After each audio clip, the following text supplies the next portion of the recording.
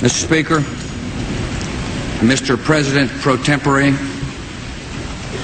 members of Congress, and fellow Americans. In the normal course of events, presidents come to this chamber to report on the State of the Union. Tonight, no such report is needed. It has already been delivered by the American people. Tonight, we are a country awakened to danger and called to defend freedom. Our grief has turned to anger, and anger to resolution.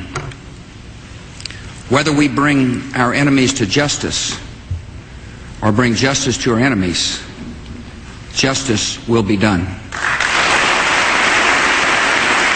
Americans have many questions tonight.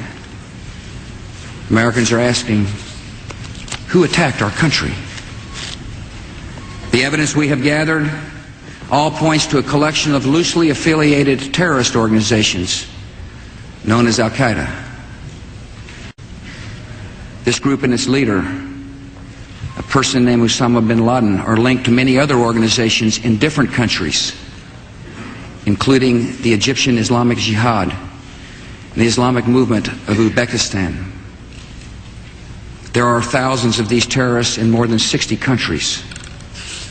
They are recruited from their own nations and neighborhoods and brought to camps in places like Afghanistan. Our war on terror begins with Al-Qaeda, but it does not end there. It will not end until every terrorist group of global reach has been found, stopped, and defeated. We have seen their kind before. They are the heirs of all the murderous ideologies of the 20th century. By sacrificing human life to serve their radical visions, by abandoning every value except the will to power, they follow in the path of fascism, Nazism, and totalitarianism. And they will follow that path all the way to where it ends, in history's unmarked grave of discarded lies.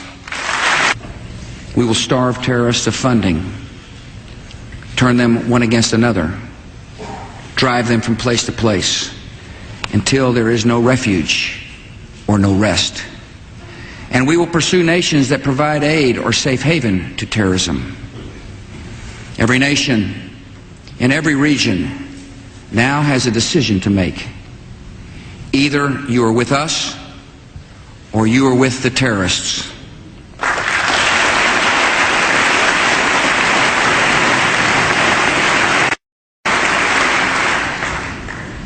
From this day forward, any nation that continues to harbor or support terrorism will be regarded by the United States as a hostile regime.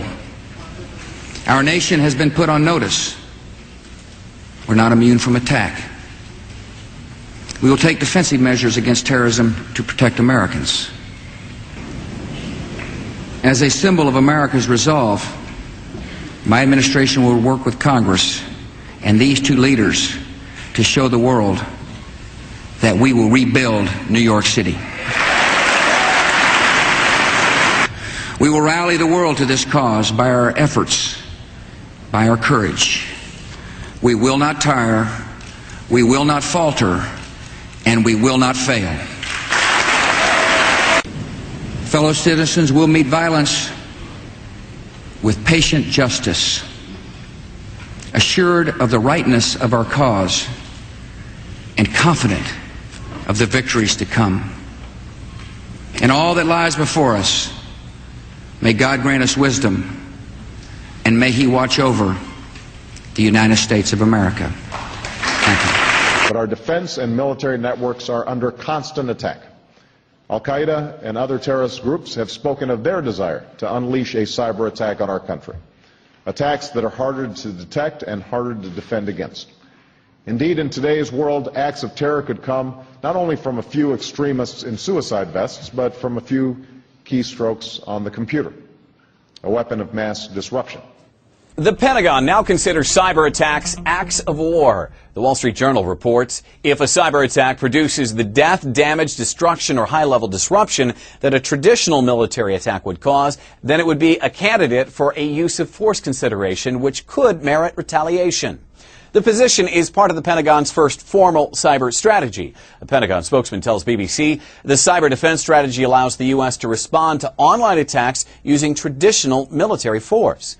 A response to a cyber incident or attack on the U.S. would not necessarily be a cyber response. All appropriate options would be on the table. Noah Shachtman, editor of Wired. China on the attack, strongly denying reports it had anything to do with the cyber attack that apparently targeted several high-ranking U.S. government officials, members of our military, and political activists. Now, Google is alleging that China is behind a series of these hacks into their Gmail email accounts. In fact, Google now says today that they've traced the origins of this attack to a military vocational school in China.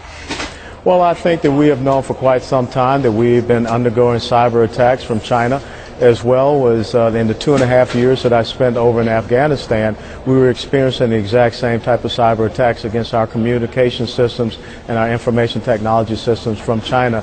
Can I stop you there, sir? I'm sorry, Congressman, I haven't heard that. When you were in Afghanistan, you were experiencing amongst your men attacks that you knew were from the Chinese? Yes, we experienced that, and so, you know, once again, there are a lot of things that are happening in our world and to the United States of America.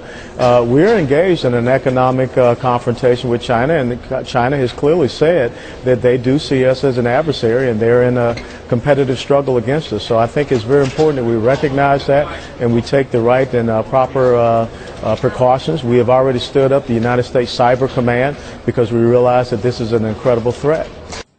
The IT firm McAfee claims to have uncovered one of the largest ever cyber attacks. They're calling it Shady Rat, and the main target was reportedly the U.S., but more than 70 organizations were targeted over 5 years. They range from governments to the Olympic Committee and the United Nations. Now, McAfee won't say who it thinks is responsible. It's not guessing either. And computer security experts say no one can prove who's behind it. But that hasn't stopped the mainstream media from pointing the finger in one country's direction. Who is that? Maybe you guessed it. Well, the Washington Post says experts familiar with the analysis say the snooping probably originated in China. And then there's this. All I want is a little bit of proof. It seems so easy to point a finger at China and say, they must be the ones who've done this.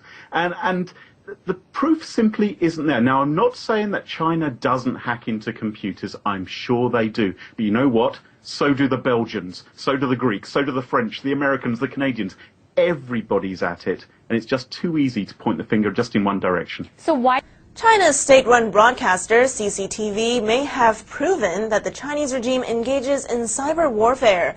The station aired a program in July that appears to show that the regime's military is actively involved in attacking dissident websites hosted overseas. The story made headlines yesterday, appearing in NTD's media partner, the Epoch Times. The Chinese regime has long denied any involvement in cyber attacks, but a recent program by state-run CCTV may prove otherwise. A mid-July segment about the Chinese military reveals a top military university is engaged in cyber attacks against U.S.-based entities. The telling footage may have been easily missed. It only lasts for several seconds as B-roll between 11.4 and 11.10 minutes. It shows a custom-built software, apparently launching a cyber attack through compromised IP addresses belonging to a United States university. There are individual universities behind some of the cyber attacks, and there are some individual units within the People's Liberation Army who are no doubt behind certain attacks. And because of that, you have to say that the Chinese government is part of the overall planning, the development of technology, and maybe even a targeting list, which gives me deep concerns about where this goes and the pervasiveness and the reach that China has in terms of the whole cyber warfare side. Could be. The Pentagon hasn't announced its policy officially yet. They certainly haven't said anything about WMD, which you said in the lead-in. They've just said under some circumstances we might respond to cyber attacks with military force. Cyber attacks as a weapon of real war. According to the Wall Street Journal, the Pentagon has a plan now to respond against attackers and hackers, treating cyber attacks as acts of war. That means real physical retribution for attacks on critical computer systems, bombs for bits, so to speak. So where are the threats coming from? Here are the list of numbers. Take a look. 12% of the attacks traffic comes from Russia, followed by Taiwan, Brazil, China, and the United States. Those are the latest numbers. Now, to be clear, I wanted to put the question today to our stream team, should cyber attacks from other countries be considered acts of war? The Pentagon is sending a warning to hackers and to countries which back them that cyber attacks may be considered an act of war, and the U.S. could retaliate with military force. Brookings military analyst Michael O'Hanlon says under the new war doctrine, cyber attacks that cause widespread U.S. civilian casualties could be treated as an act of war by the Pentagon. If a computer hacker sponsored by a government or even taught by a government brings down a generator in the United States that leads to half the country being out of power for a week and 300 people die as a result, I think you judge the outcome. In the future, a U.S. president could consider economic sanctions or military force as retaliation to cyber attacks, but O'Hanlon believes the U.S. will most likely respond with cyber warfare. Most of our responses will be of a cyber nature, and they will be either defensive or offensive. So either we'll try to protect our systems more effectively and have backups in case they do get hit anyway, or we'll figure out cyber responses. So it won't usually be the two polar extremes of just talking or bombing somebody. Analysts say two countries in particular are potential sources for state-sponsored cyber warfare, Russia and China. The Pentagon has concluded that computer sabotage coming from another country can constitute an act of war. This position, first leaked to the Wall Street Journal by an unnamed Pentagon official, gives the U.S. a green light to respond to hacking using traditional military force. This new stance represents an early attempt to secure a rapidly changing world in which a hacker could pose as much of a threat to U.S. nuclear reactors and infrastructure as a hostile country's military.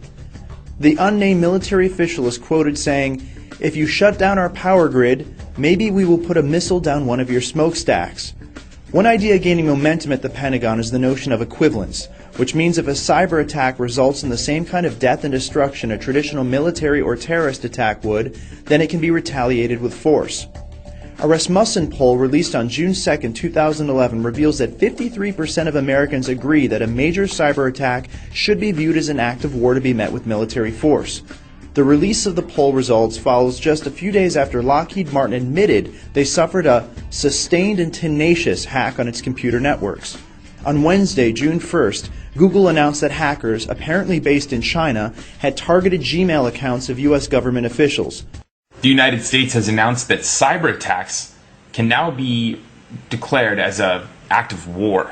Right. Meaning, if you want to try to shut down our electrical grid system, or you want to try to hit us on a hacking level via cyberspace or whatever, then we can take military means to prevent that from happening, or to strike back retaliate. And not only retaliate through cyber warfare, right, but through, like you said, a military strike, right, which is very interesting. It's interesting for a number of reasons. One, because we've seen other governments target the United States in recent years. We don't know if they're governments, but all indications seem like the hack that was targeted against Google and users of Gmail, some high-level security people in the United States, The United States is at war, not just on the ground, but in cyberspace. The US military is developing software which will allow military personnel to create multiple fake online identities, also known as sock puppets. Their mission, go into chat rooms and other online forums and spread pro-American messages. Critics call it propaganda. The Pentagon calls it countering violent, extremist and enemy ideology outside